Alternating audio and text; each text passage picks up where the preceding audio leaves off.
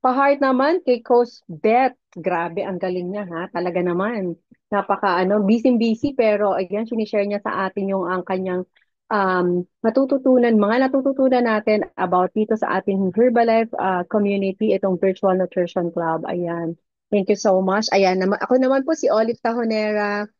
Before Herbalife, ako po ay mahilig sa tinapay, kanin, pansit noodles. Mahilig po talaga ako sa mga carbohydrates. Kaya ang problema ko po, pisngi, braso, hita, lumalaki. At lagi, ang problema ko din po yung constipation ko. Hindi talaga ako everyday nagsi-CR as in once a week. And because of proper nutrition itong Herbalife, at the same time, yung tamang pagkain, pinalo ko yung meal guide from my coach, yung water intake, exercise, lahat-lahat po, within 10 days, I lost 2 inches and 5 pounds, 23 pounds in 2 months, at tinuloy-tuloy ko na. Kasi bakit? 52 years old po ako ngayon, wala po ako maintenance medication. Grateful ako dito sa company na to because hindi lang ako naging healthy. Nakita ko pa yung aking purpose, yung aking mission na mas makatulong sa tao na maging healthy kasi ang background ko po, ako po ay isang government employee. For 15 years, ang sweldo ko is only 10,000 pesos.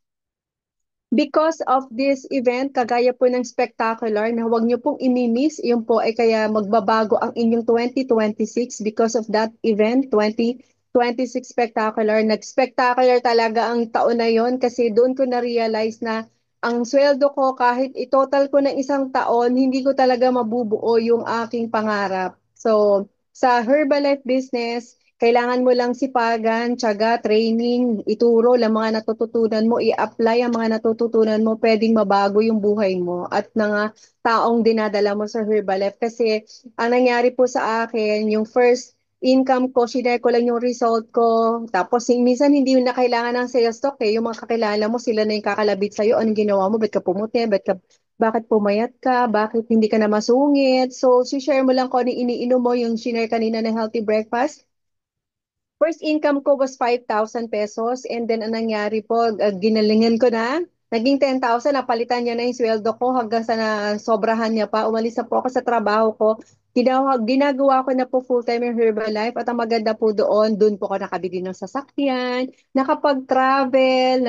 Imagine niyo po na nagtatrabaho po ako, never po natataka ng passport ko. But with Herbalife, parang twice a year nakakapag-travel po ako. At dahil po dyan, mas nakita ko po ay yung purpose ko kasi marami po ako natulungan din dito because of this community, itong company, itong nutrition, may mga estudyante na naging independent na, may mga estudyante na naging healthy na ang buong family, na may mga anak na sila ngayon pero healthy sila. Nakakatuwa po, may mga nanay na nagkaroon ng confidence sa sarili nila na maging healthy, na makatulong sa kapwa, na magkaroon din ng negosyo. Yun po yung maganda dito, yung nakikita mo yung purpose mo, lumalalim ka because of this amazing products and the community, itong company natin na Herbalife. So, ayan po, yung picture na yan sa right, yan po yung ating extravaganza na mangyayari, kagaya na mangyayari next year sa Singapore.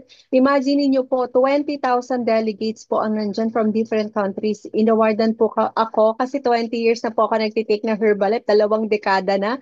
So, nakakatuwa po sa Herbalife, non-stop ang recognition for every na-achieve mo milestone. So, meron po mga ganong recognition sa Herbalife.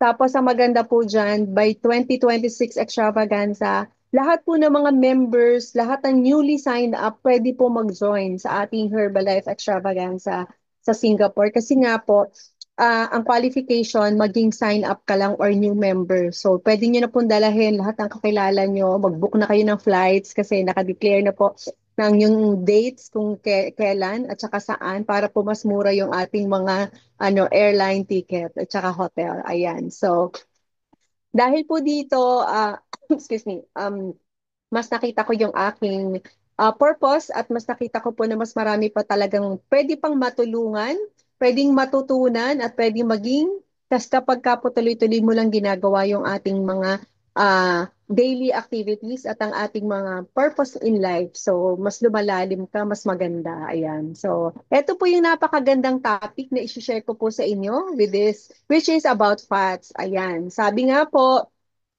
ito pong ating topic na to ay galing po sa isa sa ating medical director, si Susan Bowerman. Ito po ay available sa lahat ng mga Herbalife members na merong makikita niyo po sa website natin lahat ng mga write-ups, lahat ng mga videos, lahat ng mga information tips ng mga doctors natin, ng mga nutrition director natin, nandun po, available po yan para mas marami po maging equip ka, maging coach, maging equip ka paano i-share itong ating napakagandang products at amazing community. So ito po yung topic natin, for great sources of healthy fats and how to add them to your diet.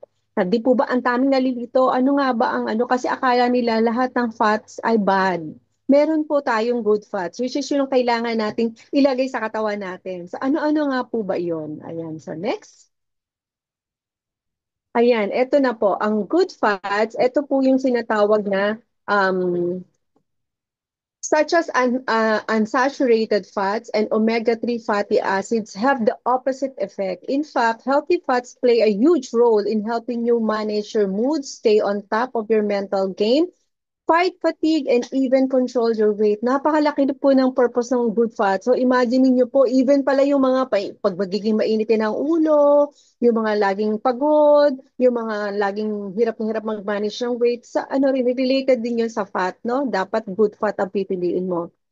Healthy fat can also help support your heart health so that there's no reason to completely avoid all fats in your diet. Kailangan ng ating puso ang healthy na fat, yung good fat. Yun po. The key is knowing the differences between healthy fats versus unhealthy fats, and more importantly, knowing the best sources of healthy fats. Kasi ito yung ipapalit natin sa mga unwanted or unhealthy fats available outside, no? So next. Ito na po, ang ating saturated fat versus unsaturated. Ano nga ba ang maganda sa dalawa? Alam niyo po ba na ang saturated fat are solid at room temperature and can raise bad cholesterol levels, increasing the risk of heart disease. These fats are commonly found in animal products like meat and dairy as well as processed food. So yun po yung parang tinatawag nila na parang nagbabara sa ating blood vessels or dun sa pinagdadaluyan ng ating dugo at saka yung oxygen, yung magiging plastic, yung mga fat na yon na nagkukos ng heart disease or pag una, tataas mo na yung cholesterol mo ha, tataas mo na yung BP mo, tapos hanggang babara na yun sa puso mo kasi nahihirapan ng i-pump yung blood dahil may bara na doon, no? So which is ito namang unsaturated fat, ito yung mga healthy fats found in foods like nuts and avocados known to improve heart health. And these fats remain liquid at room temperature. Hindi siya tumitigas. Nagiging liquid pa rin siya and help lower bad cholesterol levels in the body. Imagine niyo po, magkagalit nga po kasi si bad at saka si good cholesterol. No, hindi sila pwede magkita sa katawan mo. So medyo pagka dinamihan mo si good cholesterol, si bad medyo nawawala siya, no, nababawasan, no?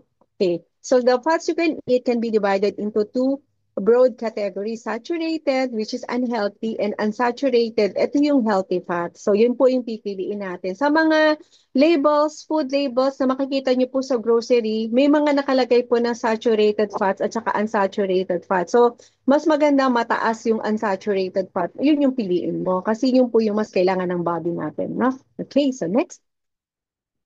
Eto na, yun naman pong monounsaturated and polyunsaturated fats, ito yung mga fat na omega-3, considered good fats, omega-9, good fats as their intake may help to promote a healthy heart. So sabi nga po, these fats can be made by your body, making them non-essential nutrients. So while yung polyunsaturated fat naman, ito po yung mga sinusupply sa mga kinakain natin, and the bodies can't make it under ano nga po kumbaga yung body their own kumbaga yung nutrients, so omega 6 and omega 3. So nakikita niyo po diyan, merong olive oil, and dito sa omega 3 we have yung mga salmon, yung mga nuts, so yung mga unsaturated fats category. So yun po yung tinatawag na mono at saka polyunsaturated fats. So yun po yung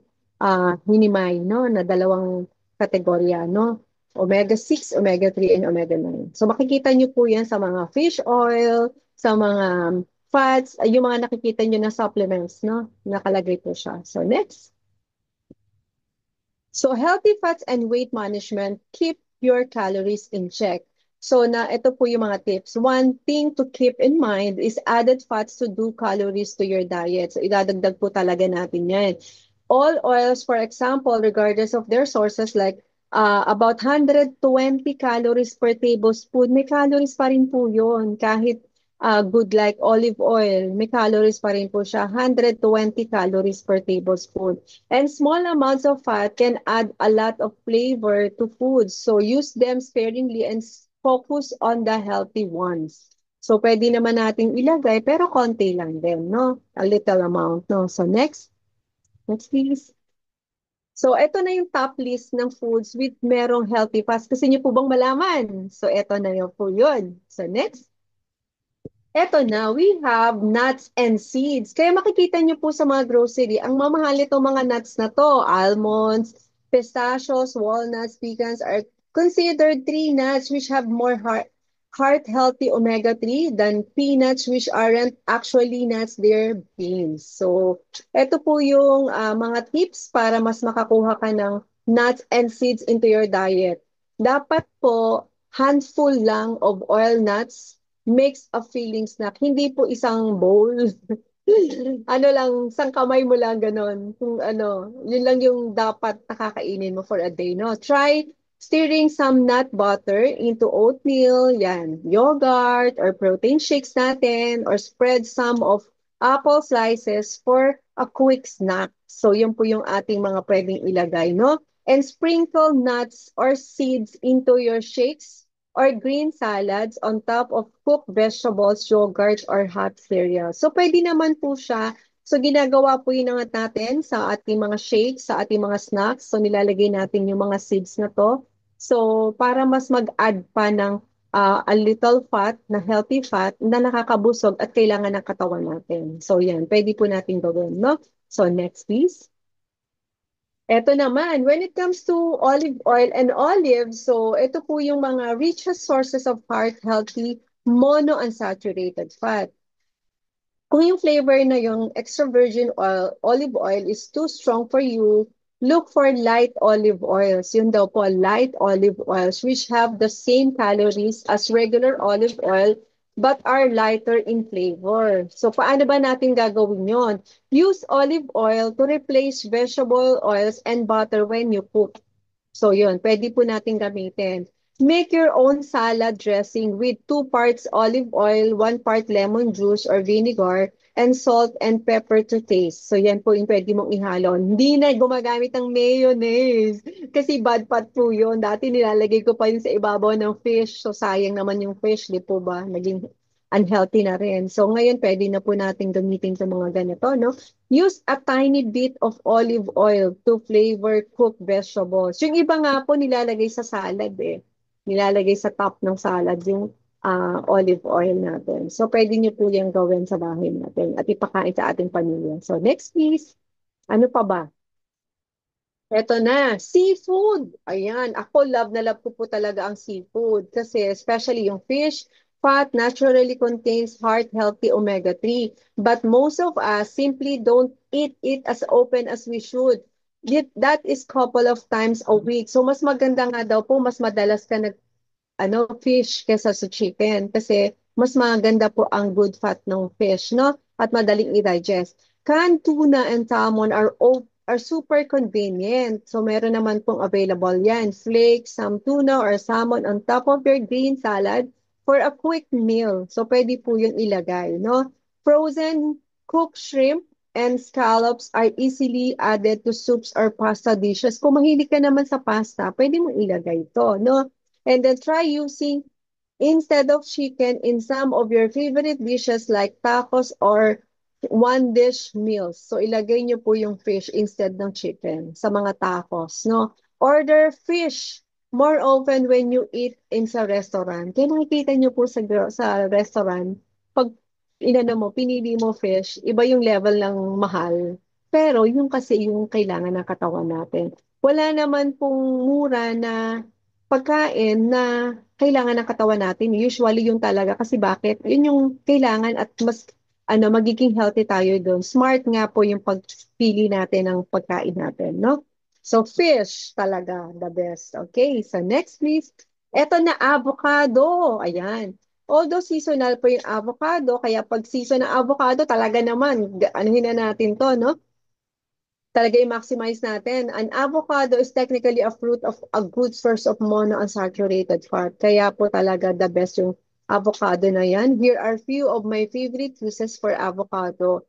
Use mashed avocado as a substitute for mayo in tuna salad or egg salad. Gawin niyo po siyang pamalit sa mayonnaise. Ay, grabe. Ang mas hindi nakaka-guilty, no?